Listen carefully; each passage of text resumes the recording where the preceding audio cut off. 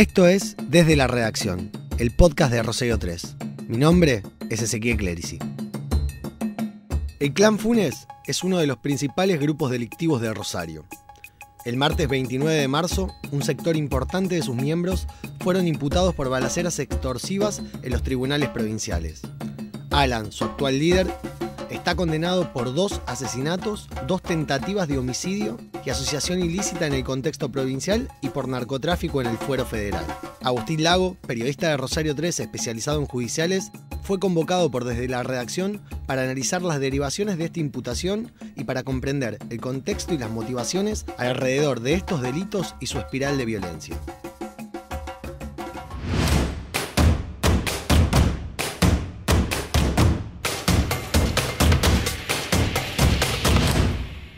Bueno, el Clan Funes es una banda cuyo principal territorio es sobre todo Barrio Tablada y lo que es el Parque del Mercado y Barrio Municipal, los Fonavi. Y son una banda que irrumpieron violentamente desde el 2016 en adelante, con una saga muy violenta a partir de un crimen que sufrió no la banda sino el clan. Estamos hablando de una banda que históricamente estuvo en el delito. El jefe viejo, el fundador, si se quiere, de los Funes es Jorge Funes, el gordo Funes, que si le preguntás a fiscales, investigadores, es considerado o era considerado un pirata del asfalto.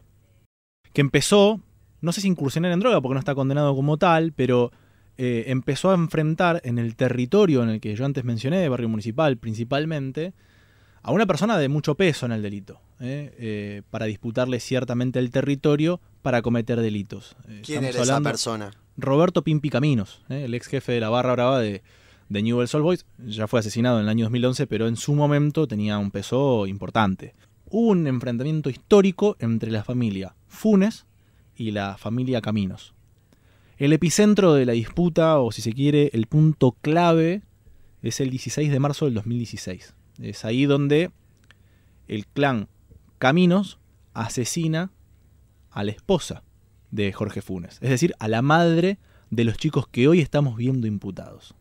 Se llamaba Mariela Miranda, la mataron ahí en zona sur, le dieron varios balazos desde una moto, y casualmente quienes están condenados por ese crimen, clave, reitero, en la disputa entre estas dos bandas, es Alexis Caminos, es el hijo de Roberto Pimpi Caminos. Es ahí donde vos empezás a ver una herencia de violencia. Es como que la saga que empieza con los padres se extiende a lo largo de la familia.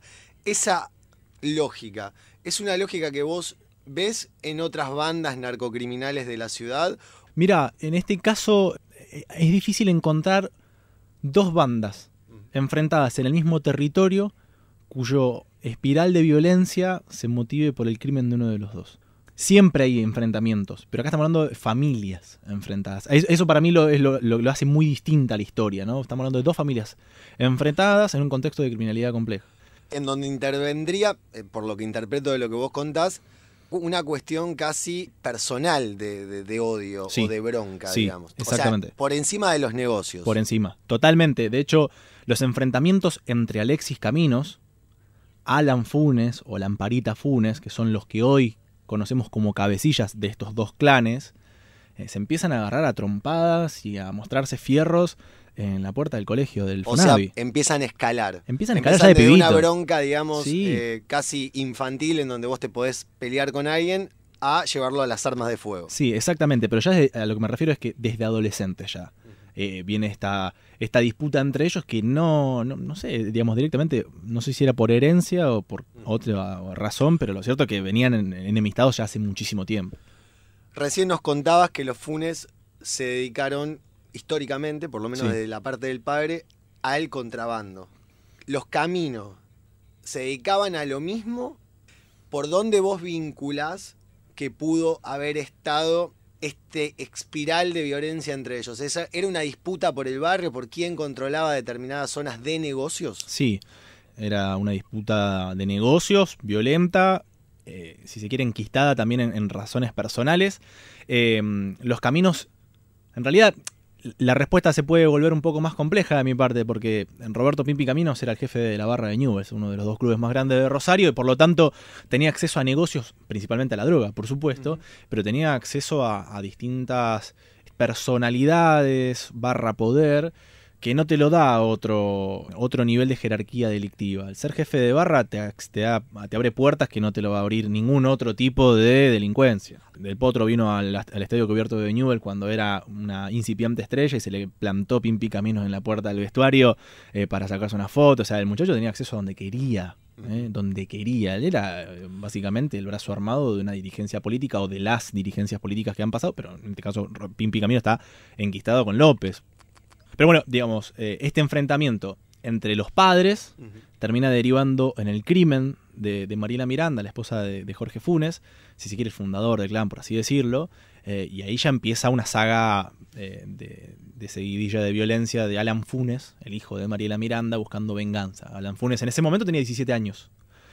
Y era un pibe que ya portaba armas como si fuese un micrófono a nosotros. De hecho, a los 17 años acribilla con una, entiendo, ametralladora a un pibe que él pensaba que había estado en la moto que valió la mamá. Lo mató. Se llamaba Eugenio Solaro. Lo mató, le dieron 12 años y 6 meses de prisión. Es la primera vez que Alan conoce el encierro como tal, en lo que en su momento se denominó como el IRAR, que era una especie de cárcel para menores de 18 años, exactamente. Sí. Y allí ya empieza otra saga, digamos, de pibes que ya han tomado el mando que estaba dejando el padre, en los dos casos. ¿En qué momento, o por lo menos en tu experiencia, que vos venís trabajando estos temas hace mucho tiempo, cruzan esa línea las bandas como la de Funes, pero también la de Caminos, y podríamos hablar de los canteros? De cualquiera, sí. Exactamente, de cualquiera. De pasar de amenazarte, golpearte, a pasar a atacarte con armas de fuego, y que eso sea algo absolutamente natural para la persona que lleva adelante ese tipo de, no sé si ponerle tareas, pero... Sí, no, es que son tareas porque son grupos. Mirá, el límite es muy finito y siempre va a depender de quién porta el arma. En el caso de Alan Funes necesitó de una venganza para empezar a disparar a personas. En otros casos hemos tenido que ni siquiera eso. Desde una broma en un clásico hemos terminado con un muerto. Digo, lo estoy llevando a otro terreno también, ¿no? Pero me refiero a que el límite es muy finito. En el caso de los Funes, a partir de un crimen, se alzaron en armas. Ahí uno podría interpretar la cuestión emotiva, sí, de responder, pero da la sensación muchas veces, y esto ya es más general, por eso te lo digo, que el límite se ha corrido de una manera en donde da la sensación, por lo menos desde este lugar, de que la vida no tiene mucho valor y que simplemente es, bueno, me hiciste tal cosa, saco un arma y te meto un tiro. Pero sí, porque pintó, digamos. Sí, de hecho, está bueno esto que decís, porque cuando uno habla de valor, en realidad no tiene valor la vida. No se cotiza en ningún lugar. Sí, es invaluable. Es invaluable, pero vos empezás a ver que hay organizaciones como la de los Funes que sí le ponen tarifa a la muerte o a un trabajo que puede derivar en un homicidio. Estaríamos hablando de sicariato. Hablamos de sicariato porque hay parte de esta organización, ya joven, ya si se quiere una generación nueva de esta banda, que se dedica y que vive por y para balear. Y el balear a veces conlleva que haya una persona muerta, y a veces si hay una persona muerta la tarifa es más alta. ¿Vos me podrías describir un perfil de un sicario hoy en la plaza rosarina, digamos, un sicario de los Funes, por dar un ejemplo? Mirá, tiene variados perfiles la banda de los Funes de sicarios. Tal vez el que más me ha llamado la atención es Valentino Barjacova, es un chico de 29 años que vive en Dorrego y San Juan, en el plano centro de Rosario, en el piso 10, donde tiene un búnker. Ahí tiene el búnker. Él ahí guarda y fracciona la droga de la organización, y ahí le van a tocar timbre para que él baje la droga. Literal. De hecho, cuando lo allanaron, estaba sonándole el teléfono para que le bajen droga. Eso quería aclarar. Estamos hablando de una persona que está detenida. Está detenida, está imputada como presunto tiratiros, gatillero, sicario. De hecho, en la evidencia que hay contra él, se desprende que al menos una de las balaceras que quedó filmada en octubre del año pasado en Oroño el 4300, cuando fueron a balear la casa de unos gitanos amigos de los monos, que es la famosa familia Miguel gitana, este chico Valentino Barjacova cobró por ese trabajo 4.000 pesos. Y esos 4.000 pesos pueden derivar en un proyectil que entre y mata a alguien. Si pudieras describirme a Valentín, ¿qué tipo de persona es? ¿Es una persona que ha tenido la posibilidad de acceder a estudios? Sí. De hecho, la madre es profesora de Digo, ciencias exactas de la UNR. O sea, para tener para una... romper Sí, algunos tabúes, digamos, de que se creen que son como despectivamente... perdidos. Exacto, o hacen lo que hacen porque no tuvieron educación, por un montón. Hay una elección acá en un estilo de vida. Sí, y también se nota que hay una corrosión generada por la droga en este tipo de perfiles. Vos empezás a ver que hay personas que empiezan a incursionar dentro de una banda y después empezás a ver que esa persona se vuelve más violenta o más irracional. Hay otro de los gatilleros que es un gatillero ocasional y que va a tener perpetua seguramente, que es el cuñado de Alan Funes. Se llama Iván Jiménez, si mal no recuerdo, o Gutiérrez, el apodo es Lolo. Iván Gutiérrez. Iván Ariel Gutiérrez. Lolo es un albañil, ayudante de albañil, trabaja con su padre, sale con Solange Funes, la hermana de Alan Funes, y nada, con tal de pertenecer o mostrarle a su cuñado Alan Funes que podía confiar en él, le pegó un tiro en la cabeza a una mina, a Mariel Lescano. A ver, el crimen es interesante conocer el móvil porque la víctima se llama Mariel Lescano. Tenía 21 años, estaba condenada recientemente, desde el año pasado, como vendedora de droga, pero de la banda de René Ungaro, que es la histórica banda aliada de los Funes en el territorio para avanzar contra los caminos. ¿Qué pasa? Alan Funes se enemista con René Ungaro y quiere que la vendedora de René Ungaro, que es Mariel Lescano, venda para él. Y ella se niega, porque ella pertenece a la banda de René Ungaro, va y la mata. Y paga 30.000 pesos para que vayan y la maten. Y el disparo lo efectúa este chico, que de hecho en otro de los hechos le dice, no quiero ir a tirar tiro, que mañana me levanto temprano para ir a laburar. O sea, lo toman como otro laburo. Y cobró 30.000 pesos. Y ahí es donde entra en juego esto del valor de la vida. Y de hecho es tan... Alan Funes es un personaje casi muy burocrático, por lo que vos contás es prácticamente burocrático el hecho. El personaje de Alan Funes es interesante tratar de comprenderlo, es imposible, ¿no? Pero tratar de comprenderlo porque desde chico, los 18, 19 años, a sus gatilleros les pedía que lo mantengan en línea por teléfono mientras gatillaban para escuchar los disparos. O sea, tiene algo él con las balas que seguramente lo hacen sentir en otro lugar, yo supongo. La verdad es que... Bueno, un arma de fuego es una situación de poder muy importante para cualquier persona que haya empuñado un arma en su vida. Pero digo, vos estando preso necesitas que el gatillero que vos estás mandando a balear una casa te haga escucharlo. Te haga escuchar la cantidad de tiros, claro, porque a veces la orden era vaciar el cargador. O la orden era, tirale a la puerta y no a la ventana. Como asegurándose de que lo que está pagando se está cumpliendo, digamos. Exactamente. Es que en realidad es una de las formas de acreditar un trabajo a un preso. Hoy, en una banda dedicada al crimen complejo. ¿Cómo haces para hacerle entender a un preso que vos hiciste el trabajo? Por dos mecánicas. Una, que vea reflejado en un medio de comunicación el hecho delictivo, que muchas veces pasa, porque Rosario tiene una cultura muy policial en todo aspecto. ¿Podrías referir un poco a qué? En Rosario un crimen siempre es tapa de un diario. Y en Buenos Aires un crimen es como es decirte, una cosa más. Y es como decirte se cortó la luna una cuadra. O sea, no es que se lo magnifique acá todavía tenemos la cultura del asombro, algo que no ocurre en Buenos Aires probablemente, pero la cultura de que el policial o de que un arrebato en vía pública es noticia es de Rosario, es un fenómeno muy local. Un arrebato en vía pública, si no está filmado y no tiene ciertas características fenomenales en Buenos Aires, no trasciende. Recién te interrumpí cuando estabas contando sobre cómo un detenido se asegura que el trabajo está hecho afuera. Si querés redondear con eso. Una es la forma de verlo en los medios de comunicación. Y la otra es enviándole al preso, que lamentablemente hoy tiene siempre un teléfono celular, un video del trabajo que haces. De hecho, en la imputativa que mencionás del 29 de marzo, se ve cómo el cómplice siempre filma al gatillero y ese audio, esa imagen, material audiovisual, termina siempre en las manos de Alan Funes. ¿Qué pasa por la cabeza de una persona que toma este tipo de decisión de grabarse, de filmarse y demás, cometiendo un acto ilícito? ¿Siente que tiene impunidad para poder hacerlo? Digamos que en el caso de caer detenido, esa prueba que lo autoincrimina no va a ser de peso a la hora de su juzgamiento, no le interesa en lo más mínimo y lo hace igual. ¿Por dónde crees vos que pasa, siendo que sos una persona que cubre mucho estos temas y estás en constante trato con fiscales, con jueces, con abogados? Creo que pasa por 3 lugares y 2 de ellos son los que mencionaste. Uno no le importa. Número 2 es que se viste para ese video. Es decir, se pone barbijo, se pone gorra, se pone capucha, prácticamente no lo reconoces. Es difícil. ¿Cómo sabes que es él?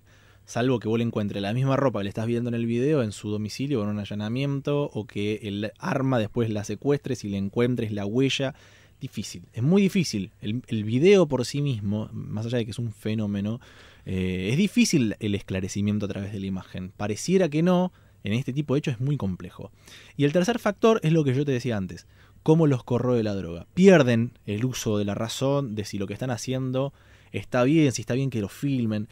Nosotros pensamos desde un punto de vista, desde una rutina que ellos no tienen. Ellos tienen una vida nocturna que nosotros no tenemos y tienen una vida, entre comillas, laboral que nosotros no tenemos. Ellos pueden cobrar lo que vos cobrás en un día en 20 segundos. Ahí es donde empezás a entender la rapidez, la agilidad y lo fácil que es la vida, entre comillas, para una persona que se dedica a tirar tiros. ¿Por qué? Porque tiene que pasar una motito, gatillar, dejar el arma, irse y ya está. Son 20 segundos, recibe 4 o 5 lucas. Si balea una concesionaria serán 20, serán 100, como en el caso de la concesionaria que quería balear a Alan Funes en Oroño y Circunvalación. Digo, es una vida con un costo alto en todo sentido. Es decir, lo que cobras es una tarifa cara.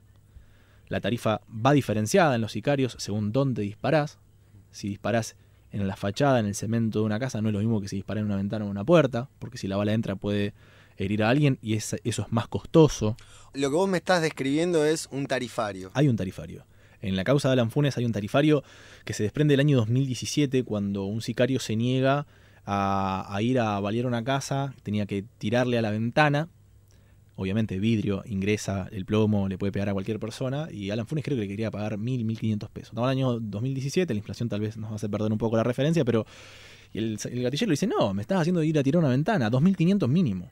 O sea, le dice, no, o sea, yo no voy a correr el riesgo de herir o matar a alguien, y encima si me agarran a mí, tengo perpetua, probablemente por un homicidio. En cambio, si le tiro un tiro a una fachada, es un abuso de arma, me van a dar mucho menos condena, digamos. Tienen esa lógica.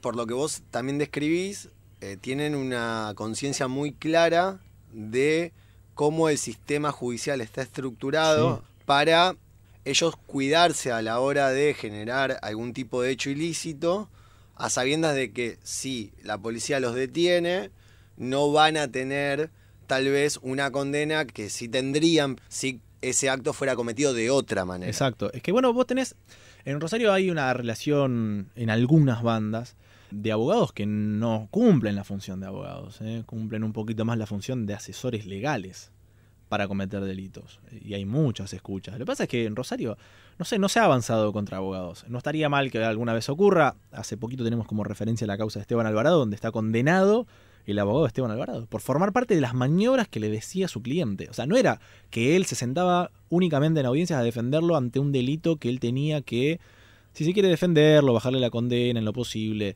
No, estamos hablando de un abogado que participó de las maniobras de lavado, de ese apoderamiento de un campo que era de Alvarado. Hasta incluso le sirvió de prestanombre. Hasta ahora hablamos dentro de lo que es el clan Funes y a las actividades que se dedican al contrabando, a las balaceras. Sí, antiguamente era contrabando, pirata de asfalto, sí. Balaceras contra viviendas y demás. Esto puede ser para amedrentar a la persona que vive ahí adentro, para que les pague un canon y con eso lo dejen en paz, directamente para que se vayan de la casa porque quieren la casa, o tal vez porque hay alguna venganza en el medio. Abro esas tres. Sí, de hecho hay 2 balaceras de octubre del año pasado en Centeno al 100, donde balean el domicilio de una banda de un miembro de una banda de René Ungaro, pero no la balean para quedarse con la casa, la balean porque no le estaba pagando el territorio que ellos consideran de ellos. Entonces tenemos contrabando, históricamente, balaceras, gatilleros o sicarios. De ahí me queda una sola duda nada más para consultarte. ¿Son sicarios de la banda o son sicarios freelance? Es una buena pregunta porque de acá lo que se desprende es que hay sicarios de los dos estilos. Hay sicarios de la banda porque forman parte del clan. Yo antes te puse el ejemplo del cuñado, o te puse el ejemplo de otro chico que es Valentino Barjacoa, pero hay una persona prófuga en la investigación, es menor de edad, tiene 17 años. No puedo decir el nombre y apellido, me encantaría decirlo porque es algo interesante lo que ocurre con este chico, de que lo prueban. como si fuese un jugador de las inferiores, los Funes. Lo prueban y le dice Alan Funes a la hermana, che, este va, como diciendo, como que no duda. Y la hermana le dice, no, le dice, papá, escuchá, cuando le dije que somos los Funes, me dijo que estaba esperando esta oportunidad. Esto se desprende de un diálogo entre WhatsApp de texto, entre Alan Funes y Solange, la hermana, ella ahora recién presa, pero en ese momento estaba en libertad, y Alan Funes siempre preso en el penal de Ezeiza. Lo que te quiero decir es un pibe que ya venía tirando tiros, y que lo prueban para la banda, y tipo, che, bueno, quedémonos con esta persona de vez en cuando para... Y de hecho es uno de los que comete balaceras filmadas en esta investigación. Con esto que vos me contás, como que la primera reflexión también que se me viene a la mente, esto es, todos en nuestra vida profesional o en nuestro trabajo queremos crecer, digamos. Es como muy natural esta idea de, bueno, de mejorar, de ir teniendo nuevas oportunidades, que es sumamente válido y es un aspiracional de cualquier persona que se dedica a una profesión o a un trabajo, no importa cuál sea, mejorar. Y me resulta como muy llamativo, pero desde un lugar, si vos querés, no sé, humano, que estas personas que se dedican al sicariato también lo ven de esa manera. Es que en realidad son empresas criminales. Vos ponete a pensar con esa lógica. Vos ingresás a una empresa, empezás a ver que en esa empresa podés crecer, podés pasar de ser un empleado a tener mejor categoría, de ser un empleado con buena categoría a ser, no sé, supervisor o encargado, de ahí gerente, y capaz que termina siendo hasta accionista de la empresa. Digo, tenés o ves dentro de la estructura de la empresa en la que vos estás trabajando que podés crecer económicamente y laboralmente. Estos pibes que empiezan tirando tiro ganan prestigio, empiezan a crecer dentro de la organización, empiezan a estar bien pagos por los trabajos que hacen, por si le dan al blanco al objetivo que le están diciendo que tienen que hacer, cuando lo tiene que hacer. Y son pibes que aspiran, algunos lo hacen, otros quedan en el camino, y cuando digo quedan en el camino es porque los matan o los detienen, de tener su propia banda. La atomización que vos hoy tenés en parte de las bandas en Rosario es porque hay muchos que consideraron que estaban listos para tener su propia estructura. Ahí se da también esto que ha pasado mucho en México, en Colombia también, que es al desmembrar una banda importante, como puede ser la banda de los Monos, o al desarmar una banda como la de Alvarado, las segundas líneas y las terceras líneas empiezan a hacerse cargo de ese espacio vacío. ¿Puede ser que esto suceda también acá? Siempre pasa, pero siempre, ¿sabés qué pasa primero? Porque uno cuando tiene en la cabeza una segunda línea tiene como un amigo o una amiga en la cabeza que le está ahora manejando la organización, sea amigo, ya sea de buena relación o un amigo de negocios ilícitos en este caso. Los narcos son muy desconfiados. Los narcos en los primeros en los que depositan las maniobras son en sus parejas o en sus familiares.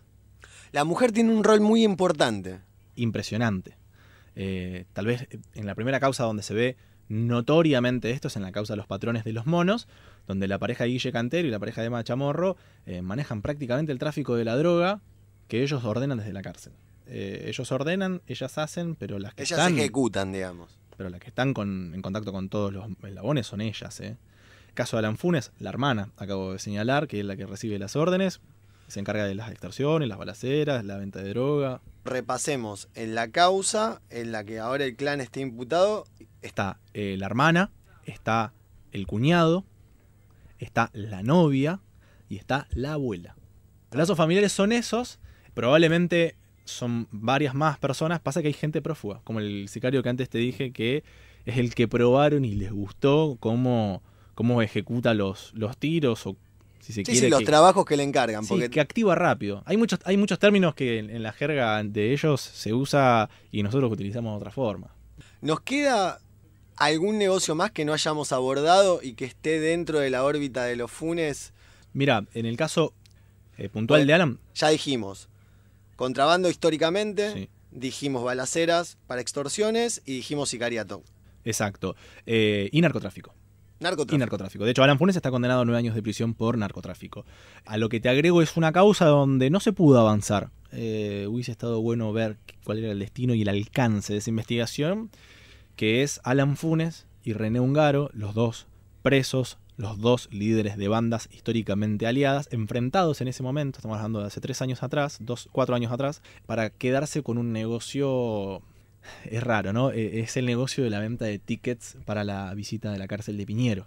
Es decir, ellos ponían una especie de boleteros en la puerta de la cárcel de Piñero, de la unidad número 11, y acomodaban las filas. Recuerdo que vos hiciste nota sobre varios conflictos que se dieron en la puerta del penal de Piñero. Bueno, a una boletera, entre comillas, de los Funes la molieron a golpes.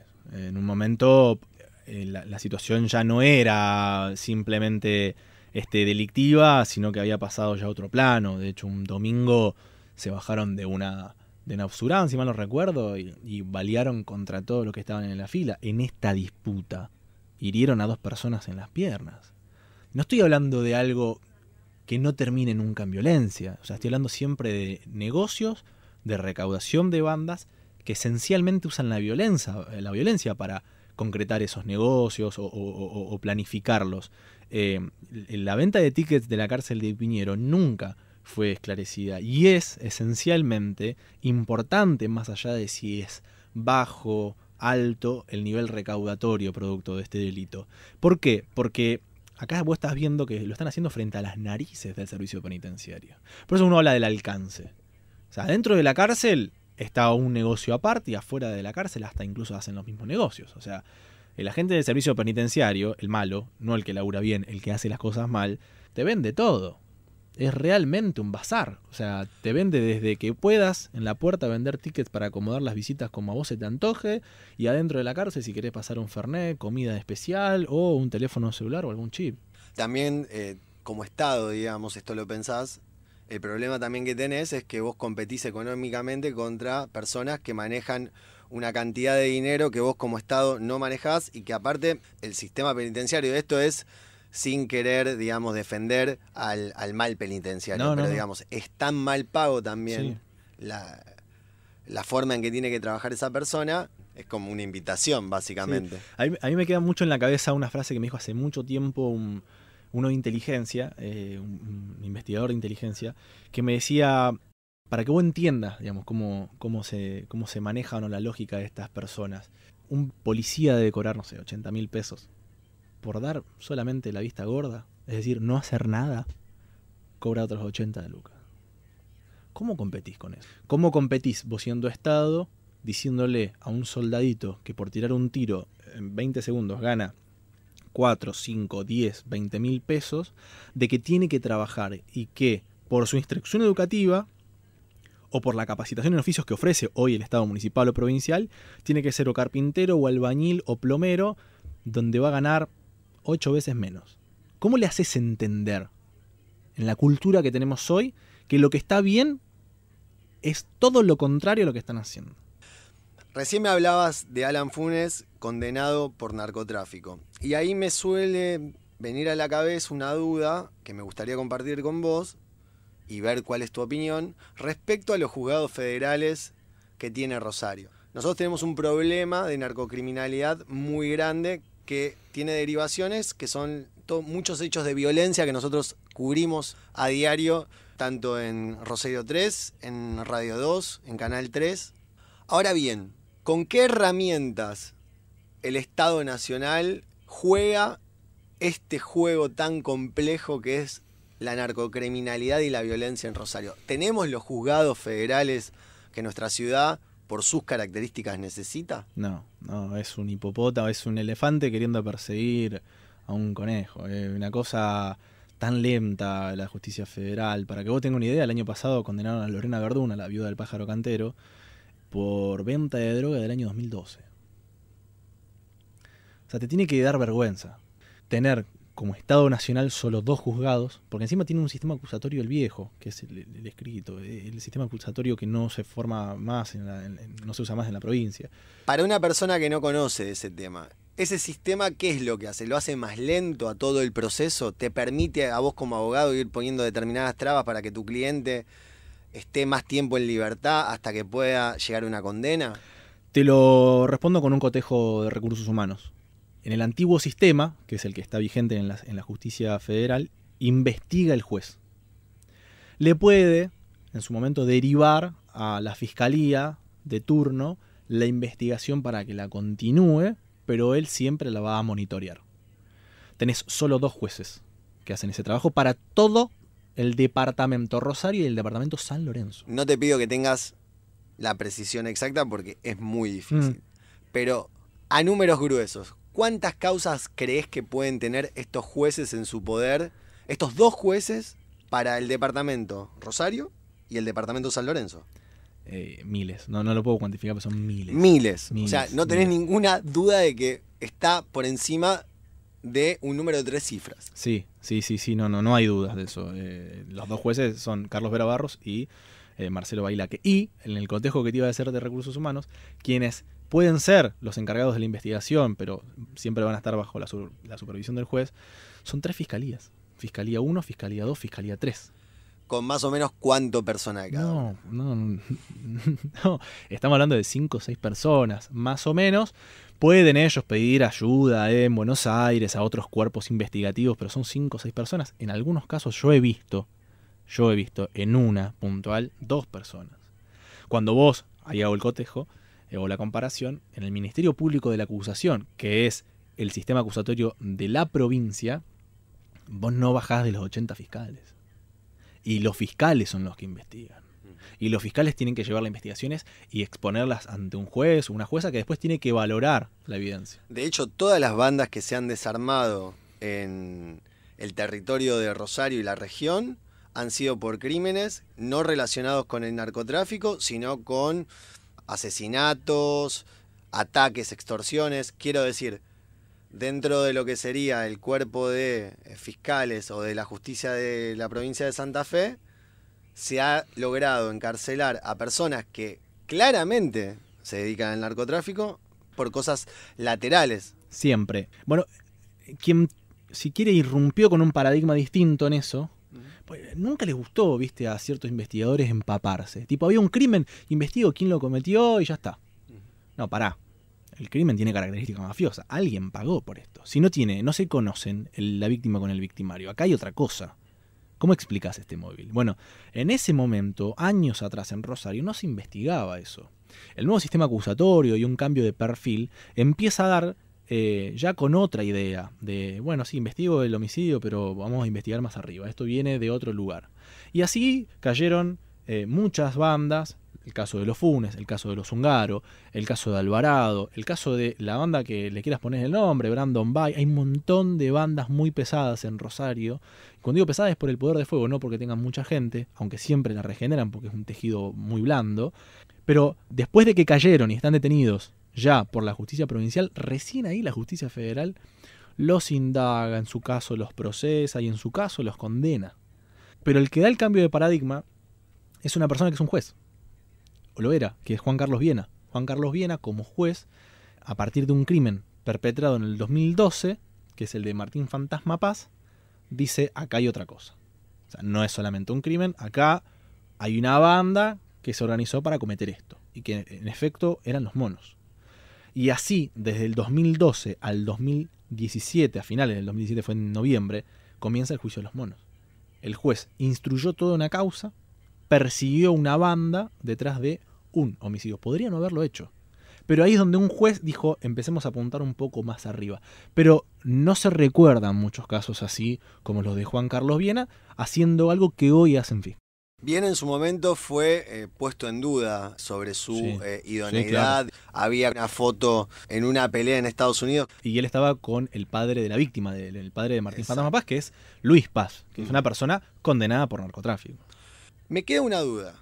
Vos me describís en un punto un sistema penal, sobre todo el federal, sobrepasado para ejercer su función y claramente eso permite impunidad. Ahora, ¿hay una pata política en todo esto? Y cuando hablo de política hablo de sistema, de todo un ecosistema que gira alrededor y que produce mucha ganancia de dinero para mucha gente. Sí, a ver, voy a hacer una aclaración porque después capaz que me arrepiento. Yo dije había 80 fiscales provinciales, son menos, ¿no? Pero digo, para dar un número que es mucho más grande. Respondiendo a la pregunta, para mí la causa de juego clandestino en la provincia de Santa Fe es la muestra cabal de esto que vos estás diciendo. De cómo alguien como Patricio Serjal, en su momento jefe de fiscales de la ciudad de Rosario, llegó sin tener prácticamente la idoneidad para el cargo, ni siquiera cumpliendo requisitos como el tiempo de residencia en Rosario, que es el lugar donde iba a concursar. O sea, alguien le hizo el camino fácil para que él llegue a ese lugar. Sí, y él, cuando llegó a ese lugar, le hizo el camino fácil a mucha gente. Se bajaron muchas causas. Se bajaron causas por contaminación ambiental. Hoy eso está en etapa de juzgamiento en San Lorenzo. No se investigaba el juego clandestino, o a una persona del juego clandestino que quería quedarse con el juego ilegal. Quería pasar del juego ilegal a tener todo el juego legal. Básicamente vimos cómo alguien puesto pone a otros. Es decir, cómo una persona que llegó al poder puede desde ese lugar dar órdenes que no pueden ser desoídas por sus subalternos. De, bueno, esta causa la bajamos, esta causa la archivamos. Y así hizo con varias.